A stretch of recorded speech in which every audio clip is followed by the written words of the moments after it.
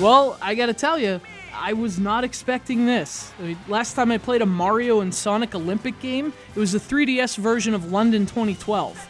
And that was a terrible video game. In fact, it was barely a video game at all. It was just, oh, press the B button to win the game. Seriously, that's all it was. Now this one comes along and holy crap, I was not expecting this. It's Mario and Sonic at the Sochi 2014 Olympic Winter Games. And this game is kind of awesome. Mario and Sonic 2014 is a lot of things. It's a collection of minigames, obviously, but this time they're actually games. Like, you actually get to play, as opposed to just pressing a button. It's also a game about romance, and passion, and elegance. Well, at the very least, romance, and passion, and chemistry. Look at that pass! Sorry, Mario, but your princess is about to be in another castle.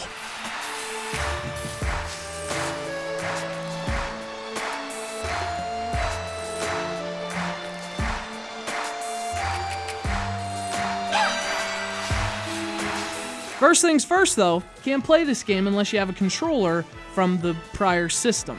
This is a weird issue that seems like it's going to keep popping up on Wii U, but the game requires the Wii Remote Plus. So if you don't have one, you can't play it, which sucks. Most of the minigames use it, and a lot of them use it in tandem with the Gamepad. But that's actually where things start to get pretty interesting. Anyway, so like the previous versions, Mario and Sonic 2014 features a bunch of minigames based on Olympic events. There are 10 of them in all, although some of them have multiple versions. So like within freestyle skiing, there's actually 2 games. And then obviously you have the dream events, which are the wacky arcade-style versions. So you can play regular hockey, or you can play crazy hockey in the middle of Isle Delfino. You can play it with Koopa shells, banana peels, and the Super Mario Sunshine theme music. And I can't even begin to explain to you how awesome that is. Go!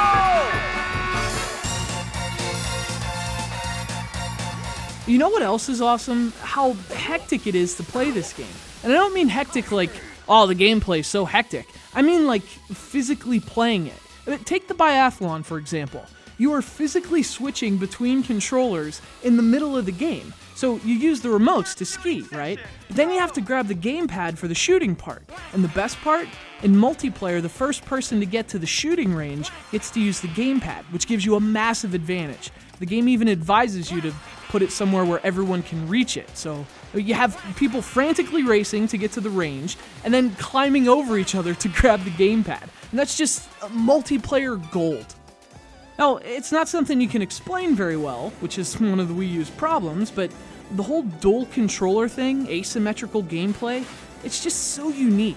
The curling game's a great example. You swing the remote to throw the stone, you wave it to brush the ice, but you also have to watch the gamepad to see your trajectory.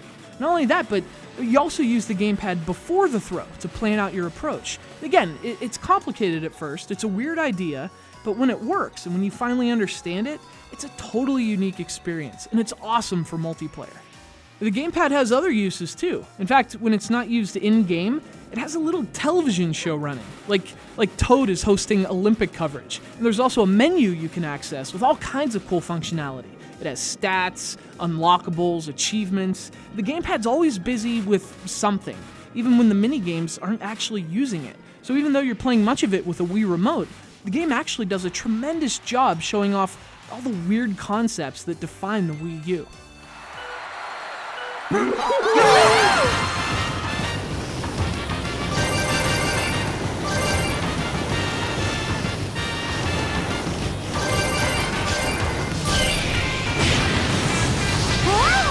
The truth is, I could play this game for hours just for the multiplayer hockey. It's awesome.